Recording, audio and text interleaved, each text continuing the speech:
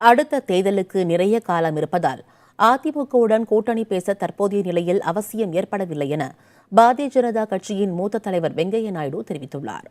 பெங்களூருவில் செய்தியாளர்களிடம் பேசிய அவர் இவ்வாறு கூறியுள்ளார். ஜெயலலிதா மறைவிற்கு பிறகு தமிழக அரசியலில் ஏற்பட்டிருக்கும் வெற்றிடத்தை தனது அரசியலுக்கு பாரதிய ஜனதா பயன்படுத்திக் கொள்ள பார்ப்பதாக கூறப்படுகிறதே என்று வெங்கையா நாயுடுவிடம் செய்தியாளர்கள் கேள்வி எழுப்பினர். இதற்கு பதிலளித்த அவர், ஜெயலலிதா மறைந்து சில நாட்களே ஆகும் நிலையில் இவ்வாறு கூறுவது சரியானது அல்ல என்றார்.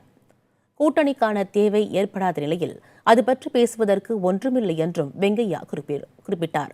பாரதிய ஜனதா அதிமுக இடையே இயற்கையாக கூட்டணி அமையுமா என்ற கேள்விக்கு பதிலளித்த வெங்கையா நாயுடு, தாம் ஒரு இடத்திலும் அந்த வார்த்தையை பயன்படுத்தவில்லை என்றார். ஊடகங்கள் தான் அவ்வாறு குறிப்பிடுவதாக வெங்கையா நாயுடு தெரிவித்துள்ளார். அதிமுக என்பது தனித்த சுதந்திரமாக இயங்கும் கட்சி என்றும், பிரதமர் மோடி தலைமையிலான மத்திய அரசுக்கு இக்கட்டான நேரத்தில் முக்கிய மசோதாக்கள் நிறைவேற அதிமுக உதவியது என்பதாலேயே இரு கட்சிகளுக்கு இடையே கூட்டணி என்று கூற இயலாது என்றும் அவர் கூறியுள்ளார். அதிமுக பாரதிய ஜனதா இடையே எதிர்காலத்தில் கூட்டணி ஏற்படுமா ஏற்படாதா என்பதை இப்போதைக்கு சொல்வதற்கு இல்லை என்றும் வெங்கையா நாயுடு தெரிவித்துள்ளார்.